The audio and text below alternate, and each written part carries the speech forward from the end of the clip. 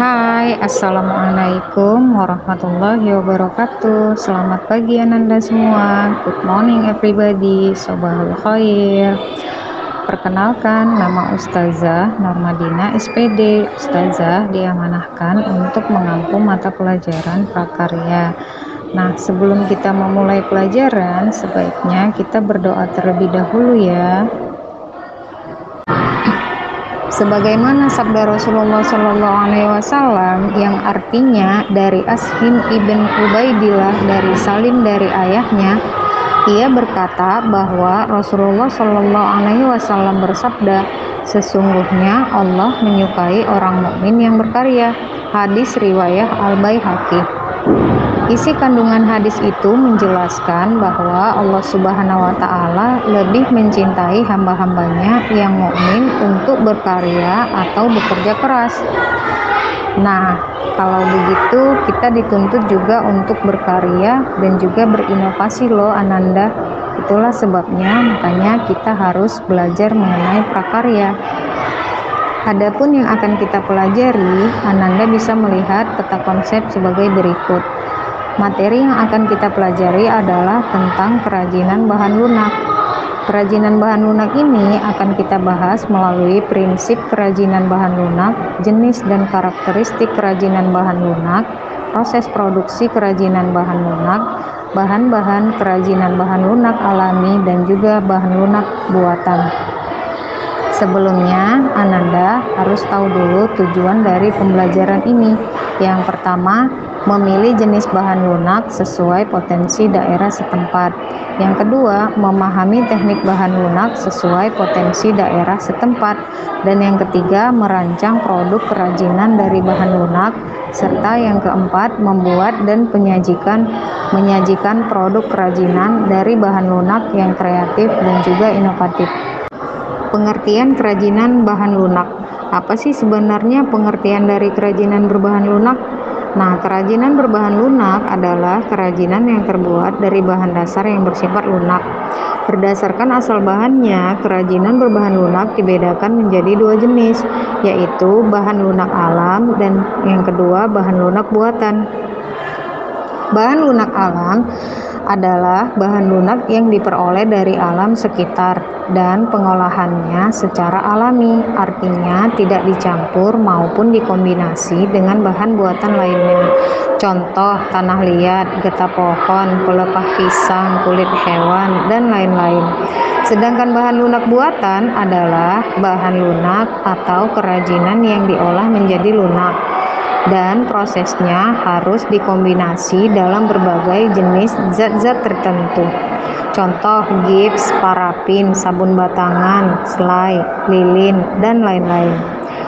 Nah, untuk membuat sebuah kerajinan, ada beberapa prinsip kerajinan bahan lunak yang harus kita pahami. Yang pertama adalah keterampilan tangan. Membuat kerajinan dengan menggunakan tangan meskipun produknya dalam jumlah yang banyak. Yang kedua, keterampilan teknik. Keterampilan teknik dilakukan secara berulang-ulang dan didasari oleh keterampilan teknik dari pengrajin. Yang ketiga, ada keterampilan kedaerahan atau tradisional. Keterampilan kedaerahan ini disesuaikan dengan keterampilan tangan yang masih dipengaruhi oleh adat istiadat atau daerah setempat. Nah, ini adalah contoh beberapa kerajinan. Yang pertama adalah contoh kerajinan alami dari tanah liat. Kerajinan dari bahan ini banyak kita kenal dengan nama kerajinan keramik. Proses pembuatannya bisa mulai dari dipijit, dibutsir, dipilin, dibakar, hingga diglatsir sampai menghasilkan barang yang indah. Contoh dari kerajinan ini adalah gerabah, vas bunga, guci, hingga piring. Nah, selanjutnya adalah kerajinan serat alam berupa anyaman. Contohnya adalah kerajinan alam dari rotan. Kerajinan ini memiliki bahan yang alami sehingga harganya juga relatif mahal.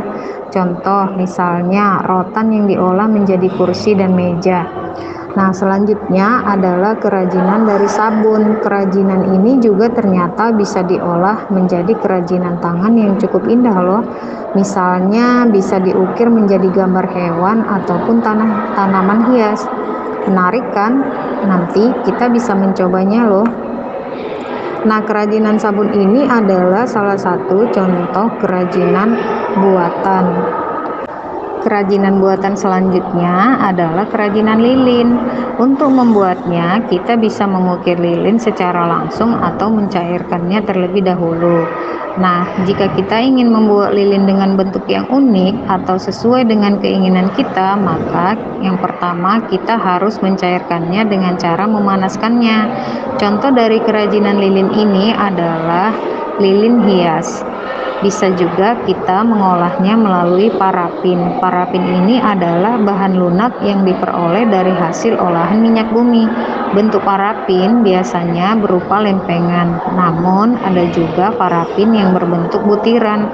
Nah, kerajinan ini biasanya dibuat dengan lilin hias. Selanjutnya ada kerajinan bubur kertas. Ini juga salah satu termasuk kerajinan buatan.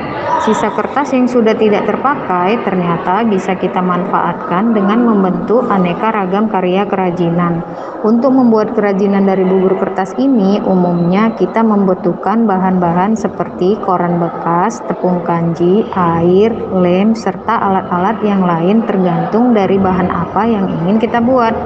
Nah, kita bisa membuat celengan, tempat pensil, bingkai, dan lain-lain. Bahan lunak berupa bubur kertas ini disebut juga dengan istilah pulp.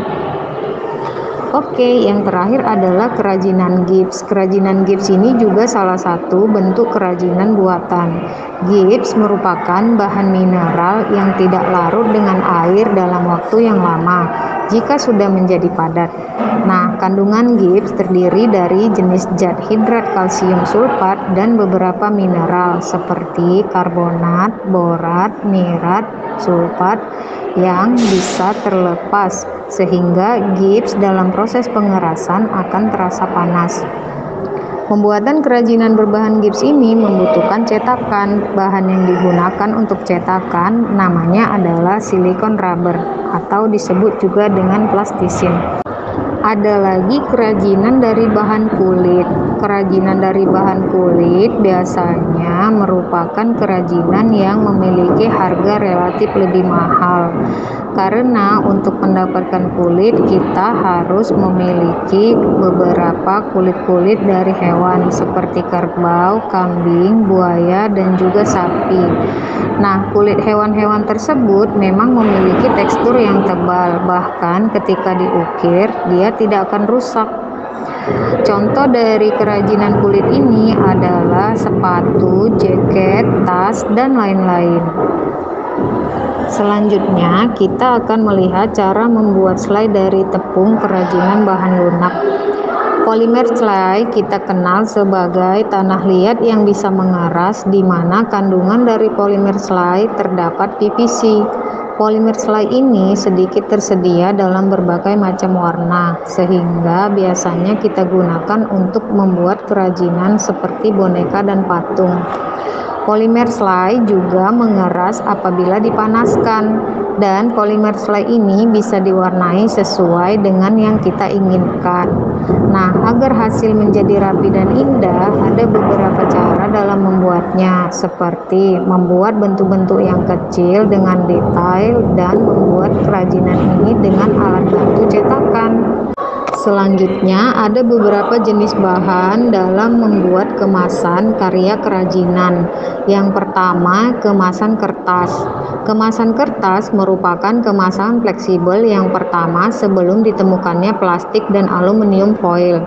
Saat ini, kemasan kertas ini masih banyak digunakan dan mampu bersaing dengan kemasan lain seperti plastik dan logam karena harganya yang lebih murah, mudah diperoleh, dan penggunaannya yang luas. Tetapi kelemahan kemasan kertas ini juga ada karena sifatnya yang sensitif terhadap air dan mudah dipengaruhi oleh kelembapan udara lingkungan sekitar. Yang kedua, ada kemasan kayu. Kemasan kayu ini adalah kemasan yang paling tertua yang diketahui oleh manusia.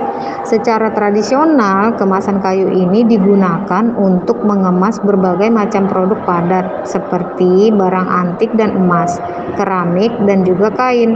Kayu adalah bahan baku dalam pembuatan pelet, peti, dan juga kotak. Nah, di negara-negara maju, sumber kayu alam tersedia dalam jumlah yang banyak, tetapi saat ini penyediaan kayu untuk pembuatan kemasan juga menimbulkan banyak masalah karena sudah langka nih penghasil kayu di hutan. Oke, yang ketiga adalah kemasan plastik. Nah, kemasan plastik ini dikenal sebagai polietilen, polipropilen, dan poliester. Ada juga nilon dan vinil film. 60% penjualan plastik yang ada di dunia itu menggunakan kemasan plastik jenis polistiren, polipropylen, polipinil, dan juga akrilik. Nah, produk kerajinan banyak menggunakan kemasan plastik yang jenis akrilik. Akrilik itu adalah nama kristal termoplastik yang jernih dengan nama dagang Lucy, Barex, dan juga plexiglass. Nah, beberapa sifat akrilik adalah kaku dan transparan, mampu menahan oksigen dan cahaya, titik liburnya juga rendah. Akrilik banyak digunakan sebagai bahan pelapis untuk bahan keras. Dahulu digunakan untuk gigi palsu dan juga kacamata. Nah, untuk manfaat pengemasan karya kerajinan, produk-produk yang dikemas biasanya lebih bersih, menarik, dan tahan terhadap kerusakan yang disebabkan oleh cuaca. Kemasan juga merupakan satu-satunya cara perusahaan membedakan produknya dari produk yang lain. Kemasan juga bisa menarik dan dapat memikat serta menarik perhatian konsumen.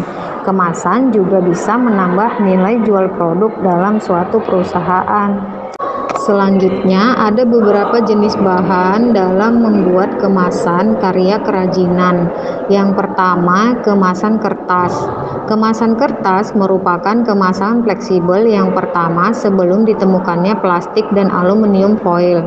Saat ini, kemasan kertas ini masih banyak digunakan dan mampu bersaing dengan kemasan lain seperti plastik dan logam karena harganya yang lebih murah, mudah diperoleh, dan penggunaannya yang luas. Tetapi kelemahan kemasan kertas ini juga ada karena sifatnya yang sensitif terhadap air dan mudah dipengaruhi oleh kelembapan udara lingkungan sekitar. Yang kedua, ada kemasan kayu. Kemasan kayu ini adalah kemasan yang paling tertua yang diketahui oleh manusia. Secara tradisional, kemasan kayu ini digunakan untuk mengemas berbagai macam produk padat seperti barang antik dan emas, keramik, dan juga kain. Kayu adalah bahan baku dalam pembuatan pelet, peti, dan juga kotak. Nah, di negara-negara maju, sumber kayu alam tersedia dalam jumlah yang banyak, tetapi saat ini penyediaan kayu untuk pembuatan kemasan juga menimbulkan banyak masalah karena sudah langka nih penghasil kayu di hutan. Oke, yang ketiga adalah kemasan plastik. Nah, kemasan plastik ini dikenal sebagai polietilen, polipropilen, dan poliester. Ada juga nilon dan vinil film. 60% penjualan plastik yang ada di dunia itu menggunakan kemasan plastik jenis polistiren, polipropylen, polipinil, dan juga akrilik. Nah, produk kerajinan banyak menggunakan kemasan plastik yang jenis akrilik. Akrilik itu adalah nama kristal termoplastik yang jernih dengan nama dagang Lucy, Barex, dan juga plexiglass. Nah, beberapa sifat akrilik adalah kaku dan transparan, mampu menahan oksigen dan cahaya, titik liburnya juga rendah. Akrilik banyak digunakan sebagai bahan pelapis untuk bahan keras. Dahulu digunakan untuk gigi palsu dan juga kacamata. Nah, untuk manfaat pengemasan karya kerajinan, produk-produk yang dikemas biasanya lebih bersih, menarik, dan tahan terhadap kerusakan yang disebabkan oleh cuaca. Kemasan juga merupakan satu-satunya cara perusahaan membedakan produknya dari produk yang lain. Kemasan juga bisa menarik dan dapat memikat serta menarik perhatian konsumen. Kemasan juga bisa menambah nilai jual produk dalam suatu perusahaan. Teknik pembuatan produk kerajinan dari bahan lunak adalah membentuk. Membentuk ini termasuk dalam teknik koil, teknik putar, dan teknik cetak.